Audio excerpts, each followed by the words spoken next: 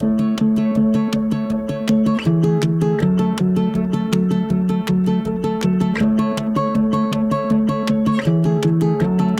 de Jesús Arboleda, médico y cirujano, especialista en medicina laboral, maestría en gestión integral del riesgo laboral. Bienvenidos a la versión 26 de la Semana de la Salud Ocupacional. Primero que todo, quiero dar las gracias a la Corporación Salud Ocupacional y a la ASASI por la oportunidad que me brindan de compartir con ustedes esta experiencia. Estos son mis contactos. Cualquier duda, cualquier inquietud, me pueden contactar a través de ellos.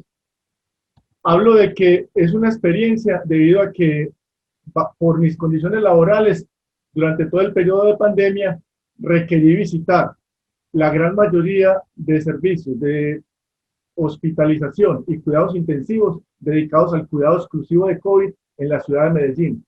Esta práctica me permitió conocer de múltiples buenas prácticas exitosas y muy buenos cuidados en algunas entidades. El deseo mío con esta presentación es hacer que estas buenas prácticas trasciendan y se conviertan en más que una buena práctica, en una lección aprendida y en un proceso de continuo aprendizaje sobre la salud ocupacional, principalmente sobre la bioseguridad. ¿Para qué? Para que cuando llegue la próxima pandemia estemos en una línea de base, en un conocimiento inicial mucho más alto que el actual, cuando llegó la pandemia de COVID-19. Y también para que entendamos que el cuidado del personal del área de la salud y el velar por su seguridad es esencial para poder garantizar a todos los ciudadanos el derecho y el acceso a la salud y a la vida. Empecemos con unas preguntas, las cuales posiblemente no conozca yo la respuesta absoluta, pero sí podemos hacer un constructo entre todos con un mínimo de contexto para poder tener claridad sobre ello. La primera pregunta posiblemente puede quedar resuelta con este cuadro. La pandemia actual por COVID-19 no es la pandemia más apocalíptica de todas. Hemos tenido múltiples pandemias, muchas de ellas con mayor mortalidad que el COVID-19 en todo el mundo. El COVID-19 se caracteriza por una alta letalidad, una velocidad muy alta, pero hemos tenido pandemias más mortales. Entonces no creo que sea una amenaza para la especie humana como tal, pero sí nos amenaza múltiples factores de la sociedad. Igual que el 11 de septiembre del 2001, fecha que todos recordamos, posiblemente en tiempos futuros todos recordemos el 11 de marzo del 2020, el día en el cual la Organización Mundial de la Salud declaró al COVID-19 como una pandemia de alcance mundial. ¿Eso qué ha significado? Posiblemente, como les dije en la diapositiva anterior, no vamos a extinguirnos como especie, pero sí corre alto riesgo de extinción constructos sociales como la sostenibilidad, la cultura, el desarrollo económico, la civilización y la credibilidad de la ciencia, especialmente de la ciencia médica.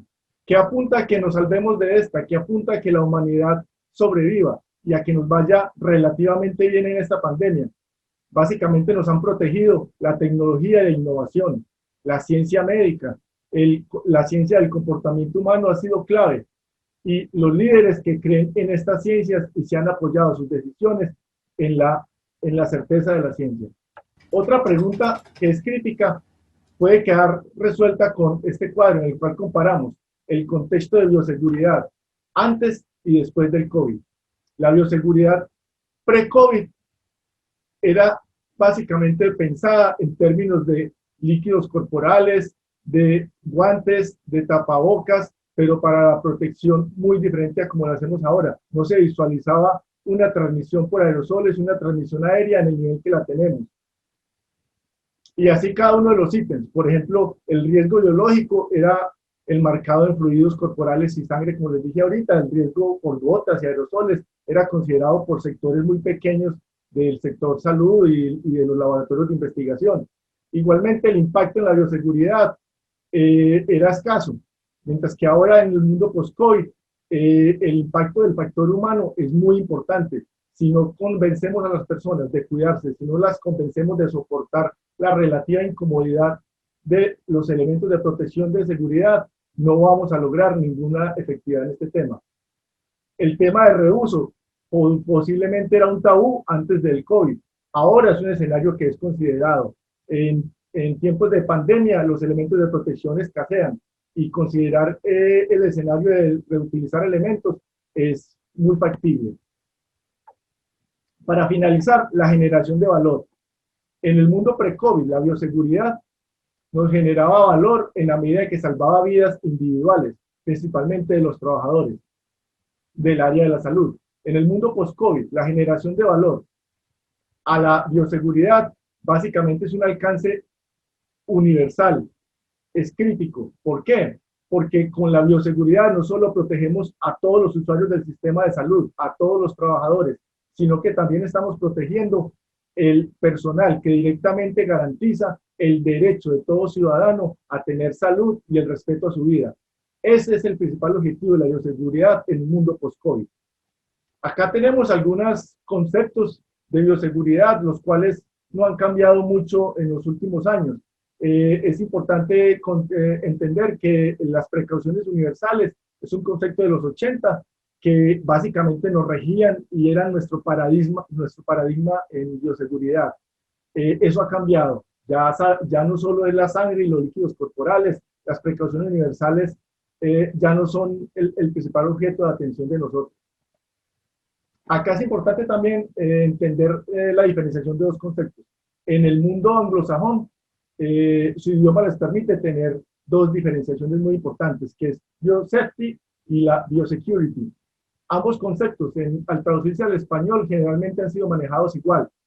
Desde el año 2000 aproximadamente se empezó a introducir el concepto de biosecurity más parecido a lo que es bioprotección, que es una palabra nueva en nuestro idioma y que ahorita ha cobrado especial importancia. Pasemos a la segunda parte de la charla. Esta segunda parte básicamente va dedicada a eso, a evidenciar cuáles han sido las buenas prácticas, los buenos ejercicios en bioseguridad que he podido documentar en la ciudad. Lo primero son los controles administrativos. Hemos sido innovadores, hemos sido muy creativos al generar controles administrativos en todas las entidades de salud. Estas entidades de salud se han visto impactadas porque el personal directamente dedicado al cuidado de la salud de los ciudadanos, el personal de cuidados intensivos, de urgencias, de hospitalización, básicamente estas personas, muchos tenían comorbilidades o una edad que les impedía la atención directa. Entonces hay un primer detrimento de la población que podía atender y exponerse directamente a la atención de COVID. Dado que algunos, posiblemente bastantes, de las personas dedicadas a los cuidados intensivos, intensivistas, enfermeras de cuidados intensivos y otras profesiones de este ámbito, tuvieron que trabajar desde casa, entonces empezó a surgir en algunas entidades la telemedicina o la asistencia remota, en la cual un intensivista desde su casa, conectado virtualmente a la unidad de cuidados intensivos, podía dirigir un equipo de otros profesionales, no con su especialidad, pero sí con especialidades que le permitían acompañarlo, por ejemplo, personas especialistas en medicina interna, en anestesiología, eran dirigidos virtualmente por el intensivista que estaba desde su casa visualizando todo el monitoreo de signos vitales con telemetría de todos los datos del paciente y visualización con cámaras. Esto me pareció a mí un excelente proceso, algo muy innovador y algunas entidades lo implementaron plenamente. Principalmente debido a que impide y facilita que no esté el personal de enfermería constantemente al cuidado del paciente metido en un entorno de alta contaminación como el cuarto o la habitación donde el paciente permanece. Y impide que se tengan que hacer visitas o entradas a estos sitios innecesarias que se podrían tomar por telemetría o por visualización por cámara. Otro ítem importante de innovación me parece a mí que es el monitoreo de la vigilancia y la adherencia a los protocolos de bioseguridad. Esta parte administrativa me pareció muy innovadora. En algunos centros de salud de segundo y tercer nivel, con la ayuda de sus respectivas ARLs, se montaron unas escuelas de bioseguridad a las cuales todo el personal, incluso desde antes de que se declarara en Colombia la emergencia, empezaron a capacitar a todo el personal de las instituciones de salud en temas de bioseguridad, en temas del virus COVID, de la pandemia, para que estuvieran académicamente preparados para lo mismo. Cuando llegó la pandemia, estas entidades, con la ayuda igualmente de algunas de estas ARLs, empezaron a implementar los comparendos epidemiológicos. ¿En qué consistían? Una persona dedicada de tiempo completo todo el día a hacer supervisión del buen manejo de la bioseguridad en las diferentes instituciones de salud. Y al que vieran que incumple alguna norma o comete alguna infracción de bioseguridad, le impartían un comparendo epidemiológico que en algunos casos iba con copia a la hoja de vida y se la transmitía el gerente o la persona ordenadora del gasto en esa entidad, era la encargada de transmitirle a esta persona ese comparendo y la noticia de que iba con copia a su hoja de vida, a menos que repitiera toda la capacitación en la escuela de bioseguridad nuevamente. Entonces, esto creó un sistema donde hasta chistes se hacía de los comparendos epidemiológicos en las entidades y fortaleció mucho la bioseguridad de estas instituciones. Obviamente, la distribución de espacios y la circulación de instalaciones obligó a cambiar mucho estructuralmente las instalaciones de salud. Muchas hicieron grandes innovaciones, hicieron unas construcciones rápidas, unas construcciones que limitaran la circulación de forma inmediata, con materiales ligeros y fácilmente manejables. Respecto al tema de la protección respiratoria, los elementos de protección respiratoria, es muy variable lo que se pudo observar en diferentes instituciones. Acá podemos ver diferentes tipos de elementos de protección y les aseguro que tanto con la máscara N95 como con la máscara MediaFace, como con los sistemas de ventilación por motor, en la ciudad todos los pude observar en las unidades de cuidados intensivos, en los laboratorios de muestras biológicas y análisis sanguíneo, y en las unidades de cuidados intensivos, en el personal de enfermería que circula por diferentes sitios de estas unidades. Entonces, en algunos puntos pude ver que era muy irregular el uso de ellas. No había como algo reglamentado, como una norma estandarizada de qué usar y qué no usar.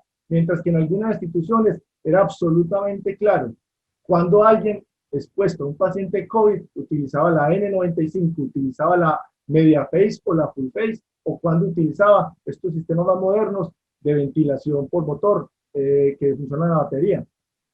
Todos los he visto utilizar en la ciudad, pero tienen indicaciones muy diferentes y la norma en ese aspecto, la NIOSH ha sido absolutamente clara en decir cuándo se utilizan. Todos dan niveles de protecciones similares, la diferencia es la fatiga, la diferencia es el peso, la diferencia es qué tanto tiempo me voy a exponer, la diferencia es qué tanto requiero reutilizar elementos de protección, qué tanto surtido tengo de ellos o qué tanto stock tengo para poder decir, no, me cambio algo que pueda ser reutilizado, porque obviamente las mascarillas requieren una renovación constante, a diferencia de los otros métodos que pueden permitir la reutilización de los elementos de protección, cambiando solo los filtros, que es mucho más barato y más rápido, y son de mayor duración. Entonces, una buena práctica que vi fue la documentación y la protocolización absoluta de cuándo usar cada uno de estos elementos, dependiendo del entorno en que se exponga el trabajador de la salud, dependiendo del tiempo que se exponga y de la percepción de fatiga que este trabajador tenga.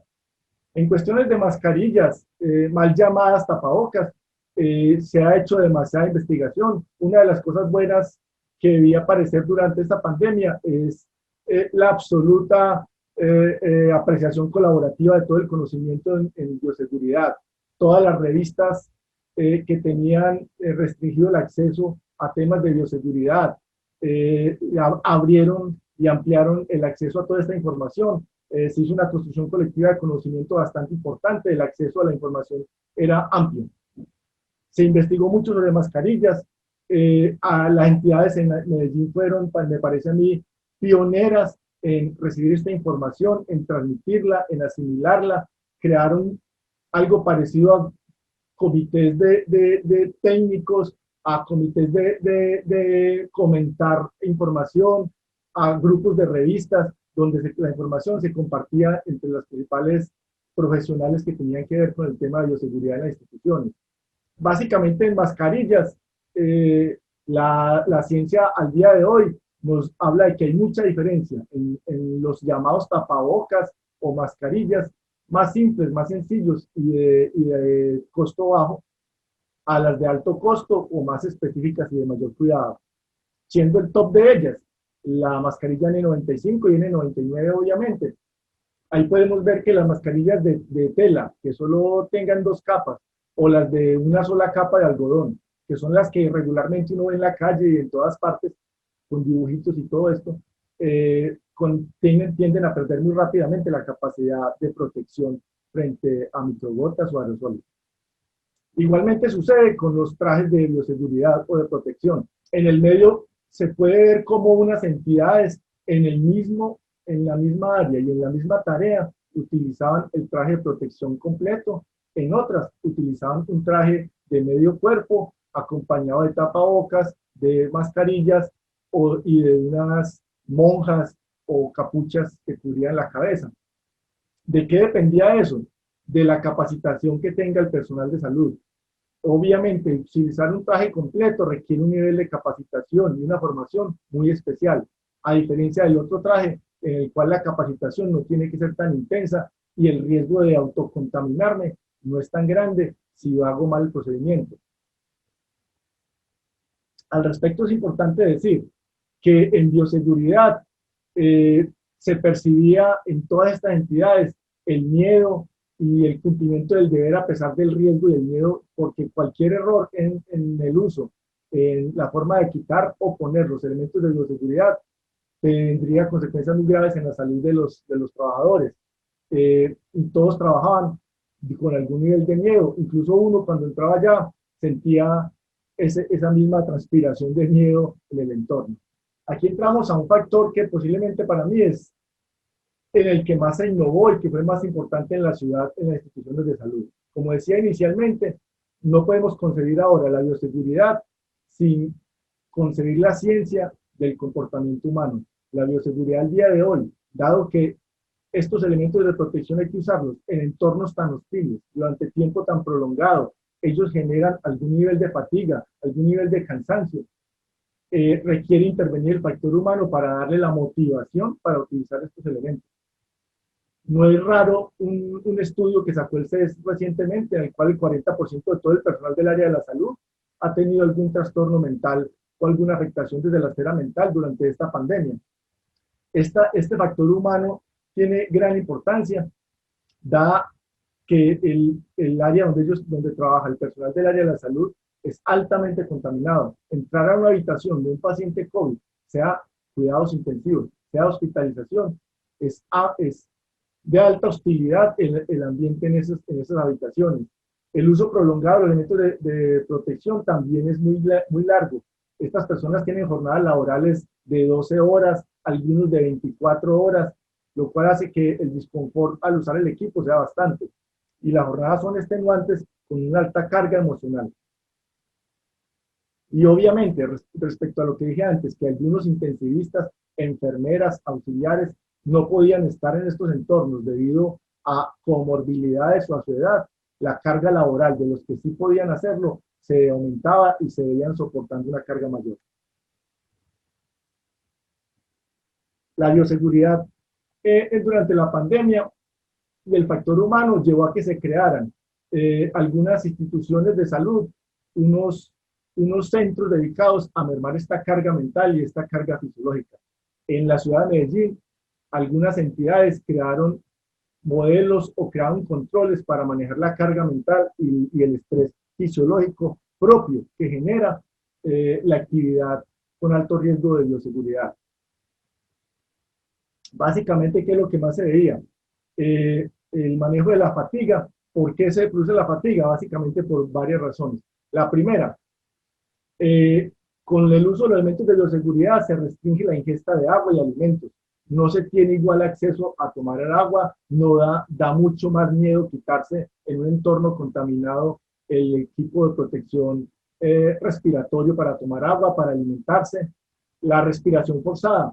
Muchos de estos elementos de protección generan algún grado de resistencia al flujo de aire, lo cual hace que la respiración tenga algún grado de esfuerzo y sea una respiración forzada que genera fatiga durante toda la jornada laboral.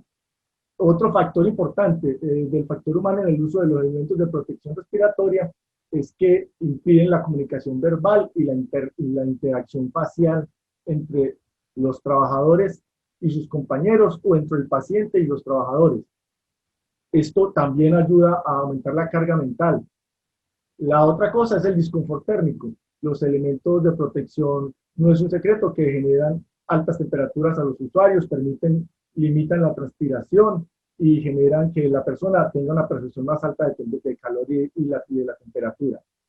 Todo ello genera como consecuencia una incomodidad física, un estado de disconfort del trabajador, una pérdida de atención que favorece accidentes, favorece que se cometan errores. Baja el rendimiento, aumenta la fatiga y por ende la adherencia a los elementos de protección se merma. Ahí es donde tiene que actuar el factor humano y la intervención del factor humano. ¿Cómo han hecho esta intervención algunas entidades? Una excelente práctica es lo que se llaman áreas de descanso. Es un concepto que viene desde la medicina y las unidades de alto nivel de contaminación, laboratorios de alto nivel de riesgo, sobre todo en Europa, el concepto de unidades limpias de descanso. En la ciudad, algunas entidades la crearon con la ayuda de su ARL, con la ayuda del ARL generaron unos espacios dentro del mismo hospital, generalmente contiguos a las unidades de cuidados intensivos o a los centros de hospitalización.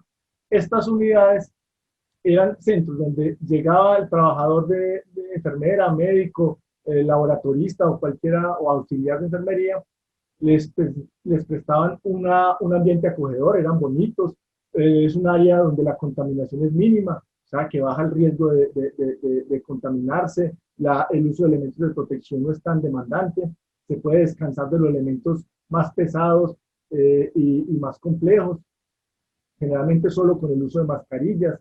Son sitios donde puede haber personal de la ARL prestando apoyo psicológico, puede haber personal de la institución, como lo vi en de estas instituciones, el personal de la propia institución acompañando a los trabajadores que enfrentan directamente el COVID, dando masajes, alguna entidad llevó peluqueros algunos días y permitían que en ese sitio se motilaran algunas personas, sobre todo los que permanecían muy recluidos en la institución hospitalaria, porque hubo instituciones hospitalarias donde prácticamente vivían los trabajadores. Para evitar que fueran a su casa, algunos voluntariamente decidieron quedarse en algunas áreas del hospital durante periodos muy prolongados, o al menos en la fase más aguda de la pandemia. Este uso mínimo de elementos de protección permitía el descanso y unas interacciones diferentes a las que se viven en una unidad de cuidados intensivos. Básicamente, permiten en algunas actividades cotidianas usar el celular, usar una ropa más cómoda, hidratarse, alimentarse, bañarse, reposar un rato en sillas reclinables y muchas otras cosas como por ejemplo lo que les dije de peluquería, masaje. También permite otras actividades que no son tan cotidianas pero sirven. La relajación, la música, ver videos, la lectura, recargar dispositivos electrónicos, recibir recados, encomiendas, comunicarse con la familia. Me pareció que estos sitios generan una gran baja en la carga mental para los trabajadores de sitios altamente hostiles en contaminación y bioseguridad. Ya finalizando, para el futuro, ¿qué nos espera? Para el futuro, sin duda, según la propia Organización Mundial de la Salud, habrán nuevas pandemias. Esperemos que todo este conocimiento que se ha generado, todas estas buenas prácticas, terminen convirtiéndose en una lección aprendida. Cosa que cuando llegue la próxima pandemia, nuestro estándar, nuestra línea de base esté más alta de la que teníamos cuando llegó la pandemia actual por COVID-19. El reuso, sin duda, va a ser un factor determinante en el futuro. Algunas entidades han empezado a optar por elementos de protección que tengan mayor capacidad de reutilización. Por ejemplo, las máscaras media face, full face, en las cuales simplemente cambiando los filtros se renueva nuevamente el equipo sin necesidad de generar alta cantidad de desechos contaminados como las N95 o N99. Y la intervención del factor humano creo que va a ser crítica para el futuro en bioseguridad. La bioseguridad sin contemplar la importancia del factor humano no volverá a verse. Y finalizando, les doy la bibliografía de algunos artículos que tratan del tema, que hablan sobre lo mismo que estamos tocando acá, que les pueden desarrollar un poquito más algunos tópicos. De todas formas, les dejo una frase para finalizar, en la cual la desigualdad se convierte en un factor determinante para que las pandemias no puedan resolverse. La asimetría que generan las pandemias favorece la autorreplicación de las mismas. Esperemos que esta pandemia no nos deje, entre sus consecuencias, un mundo más asimétrico, un mundo más desigual. Muchísimas gracias. Cualquier duda, cualquier inquietud, en el contacto estaré gustoso de poderla resolver.